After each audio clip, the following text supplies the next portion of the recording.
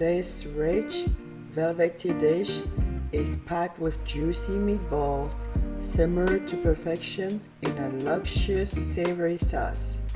A family favorite that brings warmth and comfort to every bite. Simmer your pre-cooked meatball with minced garlic, diced onion, ginger, cumin, and a splash of Worcestershire sauce. Stir in tomato paste and enough water. You got leftover mushroom and carrot? Toss them in. A touch of cream adds richness, while a little flour thickens the sauce.